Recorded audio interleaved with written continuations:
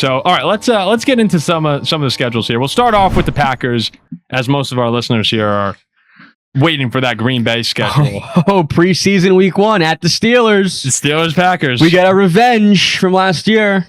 I think that the Packers have one of the most interesting schedules of the entire block to come out here, because you're seeing them. I mean, they have 3 short weeks this year. You see this?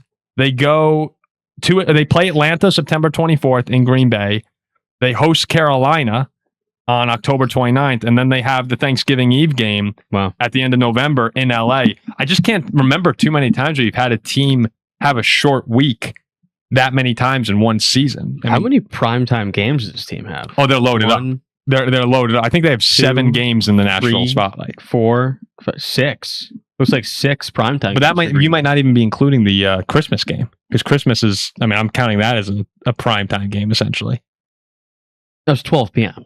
Yeah, but I'm counting holiday games. Oh, I guess. Yeah, I guess. So like the Packers are all over the spotlight, and I mean this for good reason, right? Like people want to see Jordan Love, people want to see Micah Parsons.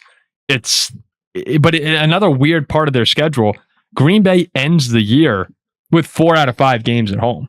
So we think about this season with the Packers, right? How they lost their final 5 games of the season, I believe it was, and 4 in the regular season. This year, you get 4 of those final 5 in Lambeau. Sandwiched in the middle is at Chicago. So we're probably going to see another situation with how competitive we expect the NFC North to be, where you're going to have Green Bay, Detroit, and Chicago. Now I'm hoping the Vikings are in this mix, but trying to be fair here. You're probably going to see that Chicago game and that Detroit game to close the year for Green Bay could decide the division. I mean, just like it did this year. After their bye week, it is a tough stretch. You got the Rams, the Bills, at the Bears, the Texans, the Lions. No, the Green Bay should start off strong. So like when you run through the Packers schedule, Jack, just give me win-loss here, okay? Like real quick, yeah. Real quick. Go ahead. At Vikings. Loss. Really? Yeah. Look at that. At the Jets. Win. So 1-1. Falcons. Win.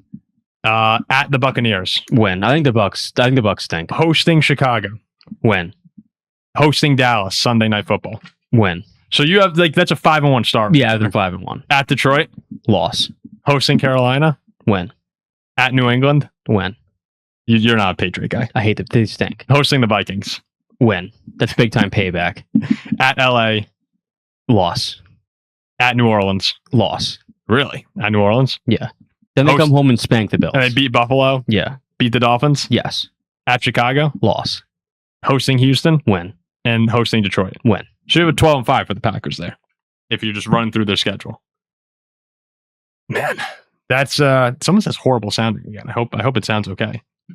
But yeah, no, just from a brief look again at the Packers schedule, it's a tough end, but you get those games at home, and it's just that's difficult when you have 3 short weeks, and one of those weeks is coming from a game at Detroit when they're playing Carolina. Like we know the Detroit effect, right? What do they call it? What do they call it? The week before the rollover after you play the Lions. Yeah. They actually call it something. Line effect. Yeah, not that. But that Panther game is one you expect to win, but on a short week, you just played Detroit on the road.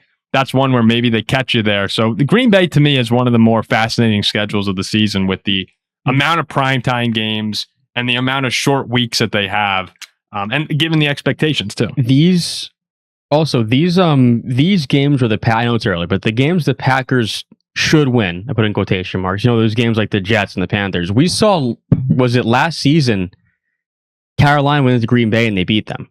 Yeah. Like in a game where Green Bay was probably a 10-point favorite. Yeah, like that Atlanta game week 3 is one that everyone's going to say, we're going to be on this pre-show going, okay, Green Bay's 1-1 or 2-0. And Green Bay, if they beat Carolina, did they win the North last year? If they had won that Carolina game? I think that, I can't remember if they had the tiebreaker. So like these games against, again, the Panthers, the Jets, the Falcons, the Dolphins, it is super important for a team like Green Bay. Like we're giving them automatic wins when you see these teams. You got to take care of business against those teams to be able to afford likely losses. And last year, losing to Carolina, and it bit you in the ass. I see someone here, James is saying Packers were 2-0 after playing Detroit last year. But the whole reason what I was saying right there is you're going on the road to Detroit, coming home, and it's a short week. So you're at home, which is great. I mean, the record of home teams on Thursday night games is just ridiculous. So you'd have to imagine you're fine. But I just wonder that effect playing Detroit, moving in instantly into another game there.